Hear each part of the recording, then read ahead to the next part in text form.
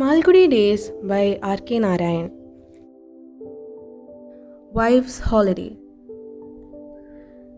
Kannan sat at the door of his hut and watched the village go its way. Sami, the oil monger, was coming up the street driving his ox before him. He remarked while passing, "This is your idling day, is it? Why don't you come to the mandapam this afternoon?" Some more people passed, but Kannan hardly noticed anyone.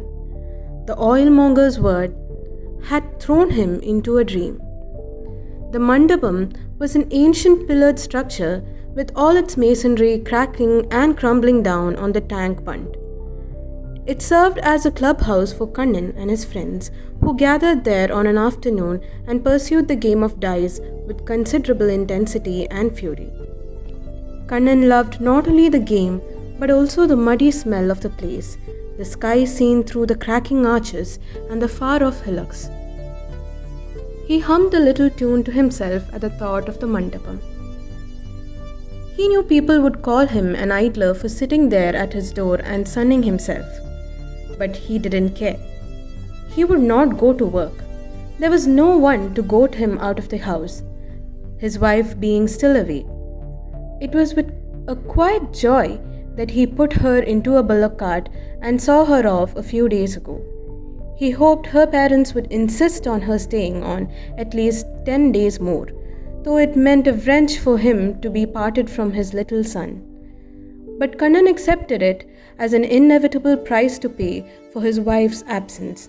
He reflected, if she was here, would she let me rest like this? He would have to be climbing coconut trees, clearing their tops of beetles and other pests, plucking down coconuts, haggling with miserly tree owners and earning his rupee a day. Now he celebrated his wife's absence by staying at home most of the day.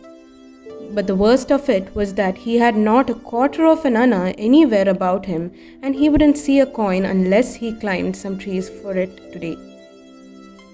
He stretched his legs and arms and brooded how it would feel to go up a tree now. Of course, the 10 trees in the backyard of that big house needed attention. That work awaited him any time he cared to go there. But it was impossible. His limbs felt stiff and unwieldy and seemed good only for the visit to the mandapam. But what was the use of going there empty-handed? If only he had 4 annas on hand, he could probably return home with a rupee in the evening. But that woman! He felt indignant at the thought of his wife, who did not seem to think that he deserved to keep an anna of his hard-earned cash about him. Without 4 annas to call one's own, he had been drudging and earning for years now, ever since. He gave up the attempt to think it out, since it took him into the realm of numbers, and numbers were complex and elusive except when one rolled the dice and counted cash. An idea struck him, and he suddenly rose to his feet and turned in. In a corner there was a large tin trunk, painted black years ago, the most substantial possession of that household. It was his wife's. He sat down before it and stared at the lock hopelessly. It was a cast iron lock with sharp edges. He took hold of it and tugged at it, and much to his surprise, it came off. "God is kind to me," he told himself, and threw open the lid. He beheld his wife's prized possessions there, a few jackets and 2 or 3 saris, one of which he had bought her as a young bridegroom. He was surprised that she should still preserve it, though. He checked himself at the threshold of numbers once again. "She can preserve it because she's too niggardly to wear it, I suppose," he remarked and laughed, pleased at his malicious conclusion. He threw aside the clothes impatiently and searched for a little wooden box in which she usually kept her cash. He found it empty, but for a smooth, worn-out copper just left there for luck. "Where is all the cash gone?" he asked angrily. He brooded. "She must have taken every anna for her brother or someone there. Here I slave all day only to benefit her brother, is it? Next time I see her brother, I will wring his neck." he said to himself with considerable satisfaction. Rummaging further, he caught sight of a cigarette tin in a corner of the box. He shook it. It jingled satisfactorily with coins. He felt tender at the sight of it. It was his little son's red cigarette tin. He remembered how the little fellow had picked it from the rubbish dump behind the traveller's bungalow and come running, clutching it to his bosom. The boy had played with the red tin a whole day in the street, filling it with dust and emptying it, and then Kannan had suggested he make a money box of it, the young fellow protesting against it vigorously. But Kannan argued with him elaborately and became so persuasive that his son presently accepted the proposition with enthusiasm. When the box is full, I will buy a motor car like the boy in the big house. I must also have a mouth harmonium and a green pencil. Kannan laughed uproariously on hearing his son's plans. He took the tin to the blacksmith, sealed its lid with lead, and had a slit cut on it, just wide enough to admit a coin. It became a treasure for the young fellow, and he often held it aloft to his father for him to drop a copper in. The boy quite often asked with a puckered brow, "Father, is it full? When can I open it?" He always kept it in his mother's trunk, safely tucked away amidst the fold of her saris, and would not rest till he saw the trunk properly locked up again. Watching him, Kannan often remarked proudly, "Very careful boy. He will do big things. We must send him to a school in the town." Now Kannan shook the box, held the slit up to the light, and tried to find out how much it contained. A dull resentment that he felt at the thought of his wife made him prey to a wicked idea. He held the box upside down and shook it violently till he felt deaf with the clanking of coins. But not one came out of it. The blacksmith had made a good job of it. The slit was exactly the thickness of a coin, which could go one way through it. No power on earth could shake a coin out of it again.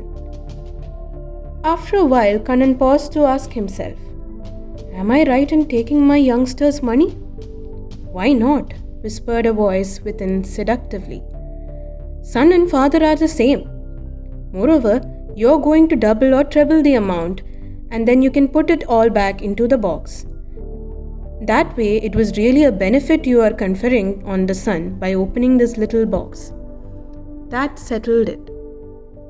He looked about for something with which to widen the slit. He got up and ransacked an old assortment of useless things, strings, bottle corks, cast-off ox shoe, and so on. Not a single sharp instrument anywhere. What had happened to that knife? He felt annoyed at the thought of his wife, that woman's habit of secreting away everything on earth, or perhaps she had carried it away to her brother. He clutched the box and kept banging it against the floor for a while. It only lost its shape and looked battered, but it would not yield its treasure. He looked about. There was a framed picture of God hanging by, a nail on the wall. He took down the picture and plucked out the nail. He threw a look at the God on the floor, felt uneasy, and briefly pressed his eyes to his feet. He brought in a piece of stone, poised the nail over the box with one hand, and brought the stone down on it with the other. The nail slipped sideways, and the stone hit his thumb and crushed it to a blue. He yelled with pain and flung away the box. It lay in a corner and seemed to look back at him viciously. "You dog!" he hissed at it. He sat nursing his thumb for a while, looked again at the red tin, and said, "I will deal with you now." He went to the kitchen corner and came out bearing a large stone pestle with both hands over his head. He held the pestle high above the box and dropped it vertically. It proved too much even for that box, which flattened and split sideways. He put his fingers in, scooped out the coins hungrily, and counted 6 annas in 3 pi copper coins. He tucked up the coin at his waist in his dhoti, locked the door, and started out. At Mandapam, luck deserted him, or rather never came near him. Within a short time, he lost all his money. He continued on credit for a while till someone suggested he should give up his place to someone else more solvent. He rose abruptly and started homeward while the sun was still bright. As he turned into his lane, he saw at the other end his wife coming up with a bundle in one hand and the youngster clinging to the other. Kannan stood stunned. "May it be a dream," he muttered to himself. She came nearer and said, "A bus came this way and I returned home." She was going towards the door. He watched her in a sort of dull panic. Her box with all its contents scattered, the god's picture on the floor and the battered red tin. She would see them all at once the moment she stepped in. The situation was hopeless. He opened the door mechanically. "Why do you look like that?" she asked, going in. His son held a couple of coins up to him. "Uncle gave me these. Put them into the box." A groan of misery escaped Kannan. "Why do you do that, father?" the boy asked. Kannan held up his thumb and mumbled, "Nothing. I have crushed my thumb." He followed them in, resigning himself to face an oncoming storm.